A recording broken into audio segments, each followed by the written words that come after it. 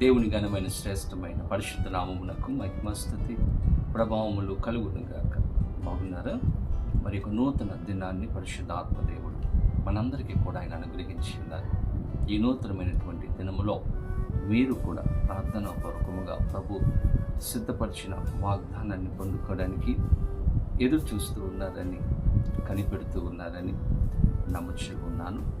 దేవుని బిడ్డలారా, ఈ యొక్క కార్యక్రమం మీ అందరికీ కూడా దీవెనకరముగా, ఆశీర్వాదకరముగా ఉంటూ ఉందని నమ్ముచూ ఉన్నాను. మీరందరూ సబ్స్క్రైబ్ చేశారు.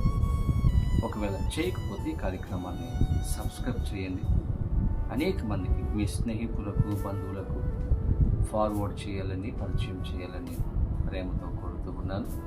ఈ యొక్క పరిచర్యల కొరకు మీరు మీ యొక్క అనుదిన ప్రాంతంలో జ్ఞాపకం చేసుకోవాలని ప్రేమతో నేను కోరుతూ ఉన్నాను. ఈ సమయంలో ప్రార్థన చేసుకొని ప్రభు సిద్ధపరిచిన వాగ్దానాన్ని ప్రార్థనా పూర్వకంగా పొందుకుందాం. తలల వంచండి. ప్రార్థన. పరిశుద్ధుడా, నీకు వందనాలు, స్తోత్రాలు. ఉదయకాల సమయంలో మేమందరము తండ్రి నీ సన్నిధికి వచ్చి ఉన్నాము. మాతో మీరు మాట్లాడి మమ్మల్ని దర్శించి మీరు ఆస్వాదించి నీ కృపలో భద్రపరచమని యేసు నామమున అడిగి వేడుకొనిచూ ఉన్నాము మా పరమ తండ్రి. ఆమేన్. ఇద్దరం దేవుని వాగ్దానం చదువుకుందాం. బైబిల్ గ్రంథాలు తెరవండి. దినవృత్తాంతములు 2వ గ్రంథము 32వ అధ్యాయము 7వ వచనమును చదువుకుందాం.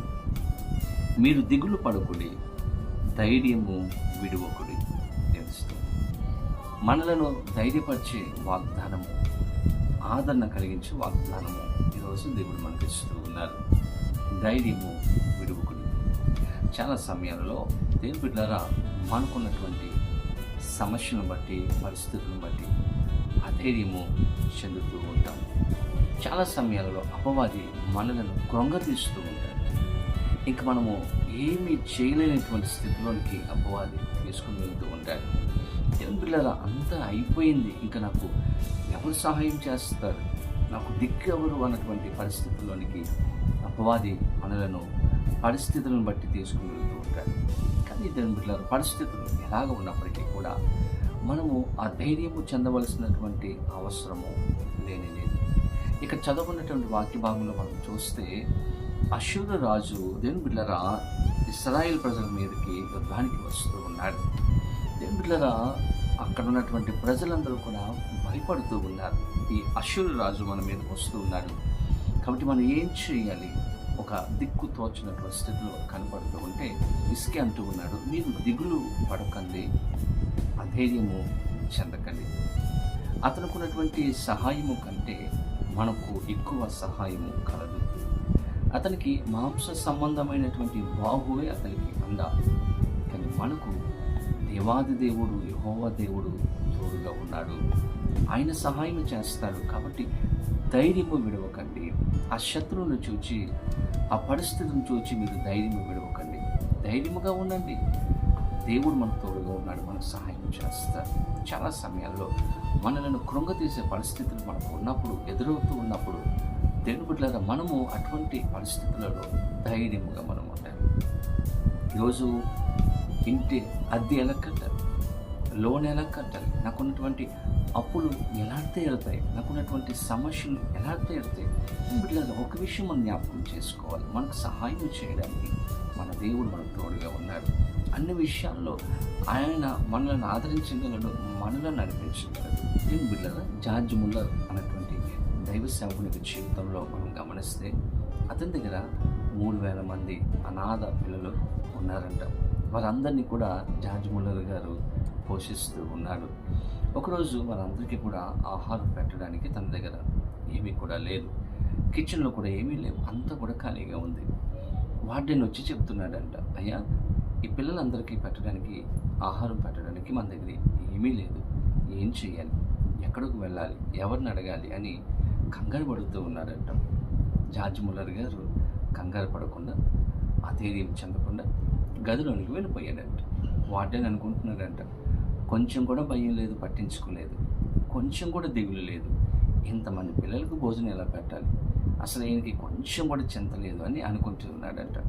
కానీ జార్జ్ ముల్లర్ గారు గదిలోనికి వెళ్ళిపోయి మోకరించి ప్రార్థన చేస్తూ ఉన్నాడంట. ప్రభువా, ఇప్పటి వరకు కూడా నేను వీరికి ఆహారం పెడుతూనే ఉన్నాను, మీరు సహాయం చేస్తూనే ఉన్నారు, ఎటువంటి లోటు కూడా రాలేదు.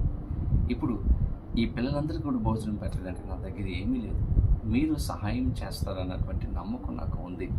కాబట్టి నన్ను ధైర్యపరచండి, బలపరచండి, పిల్లలకు మీరు సహాయం చేయండి అని జార్జ్ ముల్లర్ గారు అధైర్యం చెందకుండా ప్రార్థన చేసినప్పుడు దేవుని బిడ్డలారా తెలియనటువంటి రీతిలో అక్కడ కొంతమంది వచ్చి జార్జ్ ముల్లర్ గారిని అడిగారంట.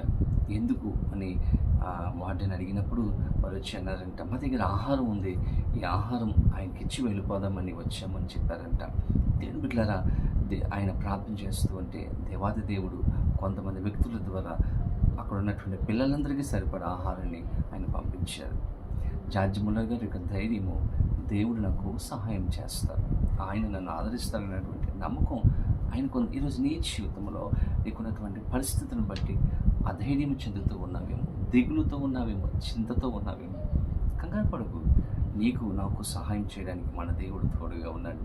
ఇసుకే అంటూ ఉన్నాడు, దిగులు పడకండి, ధైర్యము విడవకండి, ధైర్యంగా ఉండండి, ఎందుకంటే సహాయం చేసే దేవుడు మనకున్నాడు. ఈరోజు అటువంటి విశ్వాసం మనము కూడా కలిగి ఉన్నప్పుడు నీకున్నటువంటి అప్పులు తొలగించగలడు, నీకున్నటువంటి అనారోగ్యాన్ని తొలగించగలడు, నీకున్నటువంటి కుటుంబ సమస్యలను, బాధలను తొలగించగలడు, గొప్ప నెమ్మదిని దేవుడు నీకు ఇవ్వగలడు. అటువంటి విశ్వాసం మనం కలిగి ఉన్నప్పుడు ఖచ్చితంగా పరిశుద్ధ ఆత్మదేవుడు పరిస్థితులను మార్చగలడు. అటువంటి సహాయము తన కృప ప్రతి ఒక్కరికి అనుగ్రహించి పరిశుద్ధాత్మదేవుడు దీవించి ఆస్వాదించునుగాక. ఆమె ప్రార్థన చేసుకుందాం. పరిశుద్ధుడని కొందనాలు స్తోత్రాలు. ఉదయకాల సమయంలో మాకు ఇచ్చిన శ్రేష్టమైన అమూల్యమైన వాగ్దానమును బట్టి మీకు కొందనాలు. ధైర్యము విడవవద్దని సెలవిస్తున్నారు తండ్రి. ఈ యొక్క సమయంలో ఎంతమంది అయితే అధైర్యముతో, చింతతో, కలవరంతో కనపడుతూ ఉన్నారు, ప్రతి ఒక్కరికి మీరు ధైర్యం అనుగ్రహించి ఏ విషయాల కొరకైతే ఈరోజు ప్రార్థన చేస్తున్నారు, ఈ ప్రార్థనలో ఏకీభవించారు, ప్రతి వాటిని మీరు జరిగించి సమాధానము, సంతోషము మీరు అనుగ్రహించి గొప్ప నెమ్మదిని దయచేయమని యేసు నామమున అడిగి వేడుకొనిచ్చు ఉన్నాము మా పరమ తండ్రి. ఆమేన్. తండ్రి, కుమార, పరిశుద్ధాత్మ త్రియేక దేవుని యొక్క దేవుని ఆశీర్వాదం సదాకాలము కలుగును గాక. ఆమేన్. దేవుడు మిమ్మలను దీవించును గాక.